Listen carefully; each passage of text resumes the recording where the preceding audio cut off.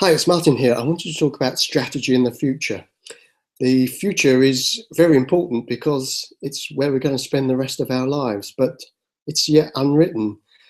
And I wanted to develop an approach to strategy that could not only accommodate and embrace uncertainty, but turn it to advantage. So I've created some slides and I'm going to talk through an explanation of this. So let me share my screen with you and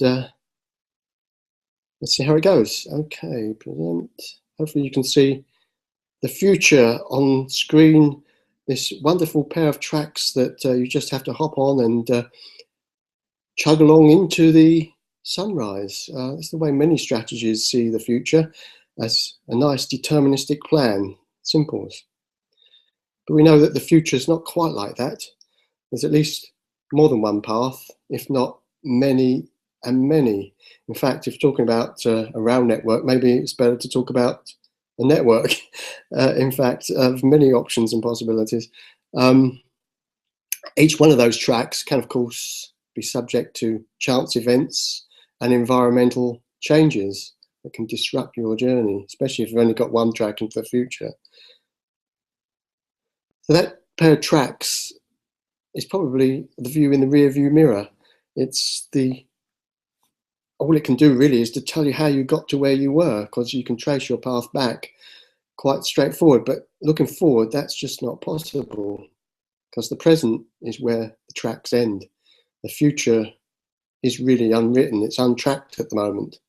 And maybe a train is not the right analogy for talking about the future. Because where we're going, there are no roads.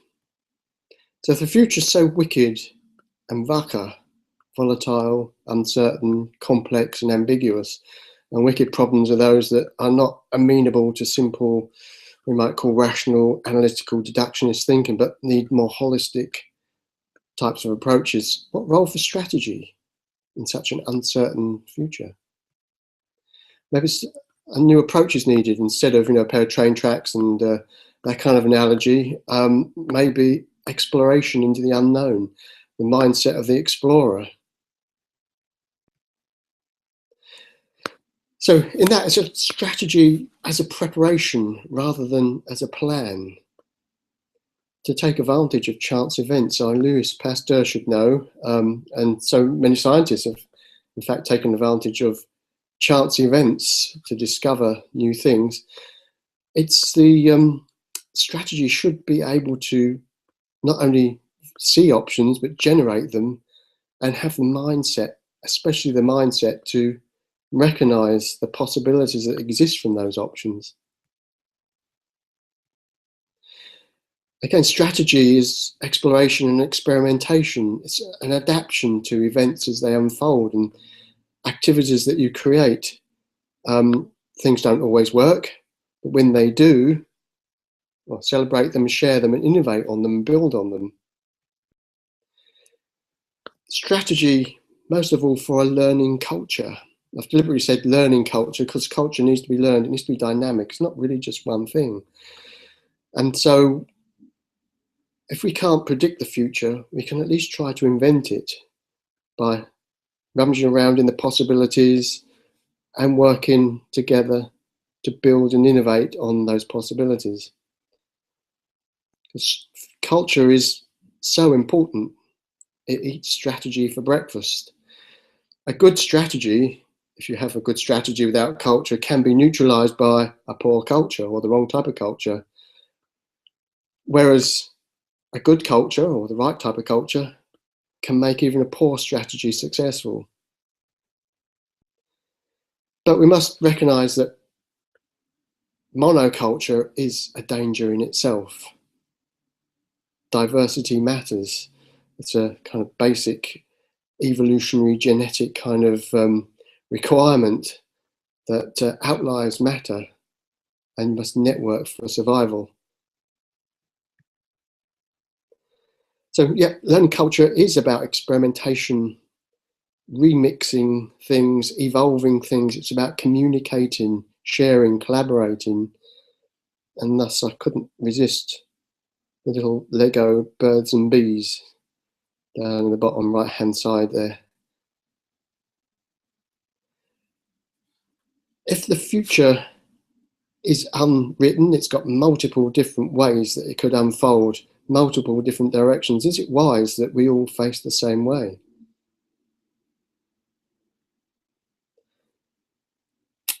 Strategy should embrace serendipity and take advantage of it.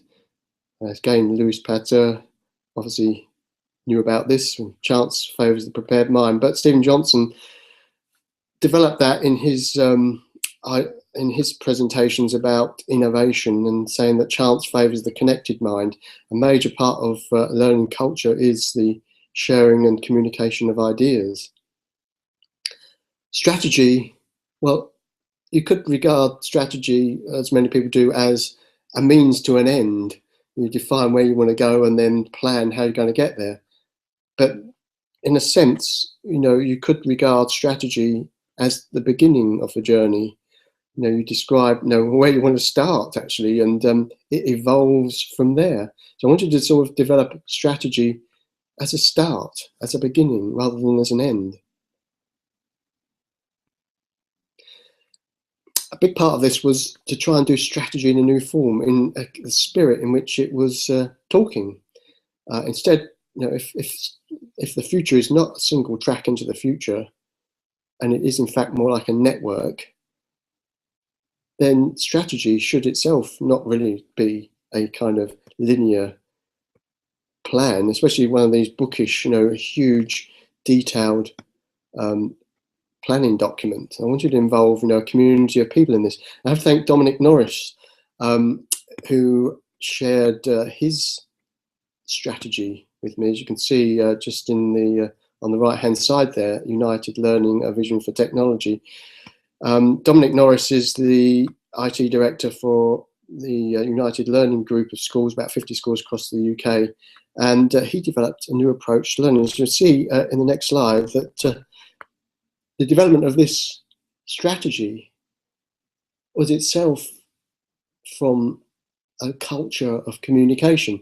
I found this on Twitter via Steve Wheeler, who tweeted about Dominic Norris's blog post about digital vision. So I clicked the link, read his blog about digital vision, and I should just read that out. A key paragraph in there was, I tried to keep it as visual and non-wordy as possible. So there is a fighting chance that people will actually look at it. It's here if you're interested. So I clicked the link and found Dominic's strategy presented as a Prezi. It's perfect format for me for what I was looking for.